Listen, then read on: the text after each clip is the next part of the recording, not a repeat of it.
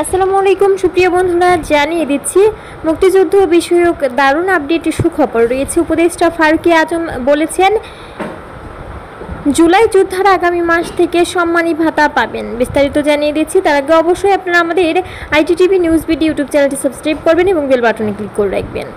24-এর গণঅভ্যুত্থানে আহত জুলাই যোদ্ধারা আগামী মাস থেকে মাসিক ভাতা পাবেন বলে জানিয়েছে মুক্তিযুদ্ধ বিষয়ক উপদেষ্টা ফারুক আজম। তিনি বলেছেন, মাসিক ভাতার পাশাপাশি জুলাই গণঅভ্যুত্থানে আহত যোদ্ধারা আজীবন সরকারি মেডিকেল হাসপাতালগুলোতে বিনা খরচে চিকিৎসা পাবেন। সোমবার 24 জুন সচিবালয়ে নিজ অফিস কক্ষে রাষ্ট্রীয় বার্তা সংস্থা বাংলাদেশ সংবাদ সংস্থাকে বাসস দেয়া একান্ত সাক্ষাৎকারে তিনি একথা জানিয়েছেন।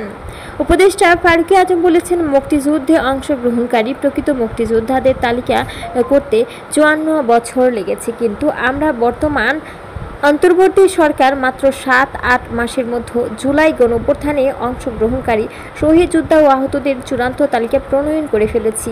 এটাই অন্তর্বর্তী সরকারের আন্তরিকতা ও দায়িত্ববোধের বহিঃপ্রকাশ। আগামীতেও আহত যোদ্ধারা যাতে নিজ নিচে যোগ্যতা অনুযায়ী চাকরি বা ব্যবসা বাণিজ্য করতে পারেন, সেভাবে তাদেরকে পুনর্বাসনের জন্য সরকারের পক্ষ থেকে কর্মসূচি নেওয়া হচ্ছে।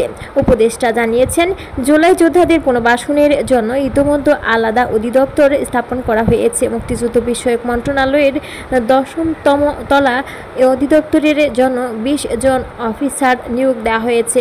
একজন অতিরিক্ত সচিবের নেতৃত্বে অধিদপ্তর থেকে জুলাই যোদ্ধাদের স্বার্থ সংশ্লিষ্ট বিষয়ে সার্বক্ষণিক কাজ করা হচ্ছে। মুক্তিযুদ্ধ বিষয়ক উপদেষ্টা বলেন, জুলাই যোদ্ধারা গণতান্ত্রিক বাংলাদেশের ইতিহাসের অংশ। বাংলাদেশ আজীবন তাদেরকে শ্রদ্ধার সাথে স্মরণ করবে। এই দেশের সরকার ও জনগণ তাদের ত্যাগের মর্যাদাকে সমুন্নত রেখে সুযোগ সুবিধা নিশ্চিত করবে বলে আমার বিশ্বাস।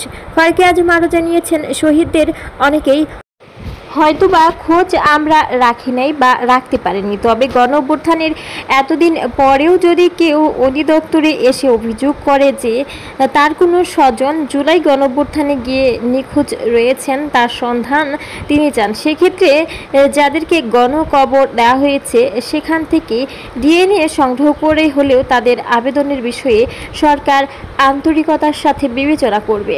তাদের জন্য সরকারের আন্তরিকতার কমতি থাকবে না। মুক্তিযুদ্ধ বিষয়ক উপদেষ্টা বলেছে, স্বীকৃতিপ্রাপ্ত জুলাই যোদ্ধারা ক্যাটাগরি অনুযায়ী এককালীন ও মাসিক ভাতা পাবেন।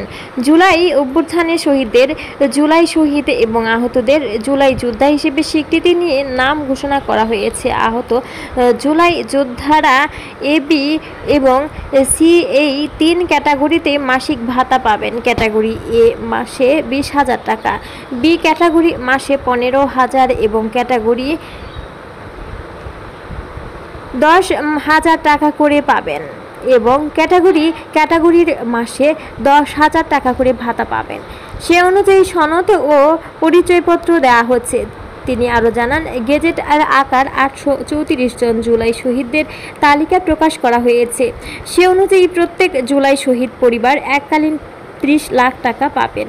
এর মধ্যে 2024-25 অর্থ বছরের প্রত্যেক পরিবারকে 10 লাখ টাকা করে দেওয়া হয়েছে জাতীয় সঞ্চয়পত্রের মাধ্যমে, আর বাকি 20 লাখ টাকা দেওয়া হবে 2025-26 অর্থ বছরে, অর্থাৎ আগামী জুলাই মাসে জাতীয় সঞ্চয়পত্রের মাধ্যমে।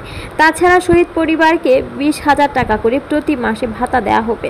শহীদ পরিবার সক্ষম সদস্যরা অগ্রাধিকার পাবেন এবং সরকারি ও আধা সরকারি চাকরিতে। তিনি বলেছেন, আহত 2 যোদ্ধাদের মধ্যে যারা চিকিৎসা নেওয়ার পরও অন্যের সহায়তা ছাড়া জীবন যাপন করতে পারছেন না, যেমন যার 2 চোখই অন্ধ হয়ে গেছে। সুপ্রিয় বন্ধুরা, এই ছিল মুক্তিযুদ্ধ ভিত্তিক গুরুত্বপূর্ণ খবর। মুক্তিযুদ্ধ বিষয়ক আপডেট খবর পেতে চ্যানেলটি অবশ্যই সাবস্ক্রাইব করবেন এবং বেল বাটনে ক্লিক করে রাখবেন।